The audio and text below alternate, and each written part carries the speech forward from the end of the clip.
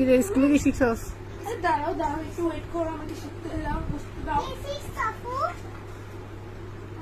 তুই বলতেছিস কেন? কি শিখবি? আর একটু ওয়েট করো না, আমি বলবো তো। স্কুলে শিখছি আমি ভগ্নাংশ তিন প্রকার, তিন প্রকার, তিন প্রকার, প্রকৃত, অপ্রকৃত, মিশ্র। এটা আবার কি? পড়ো। ও মা, বাংলা কি শিখছস?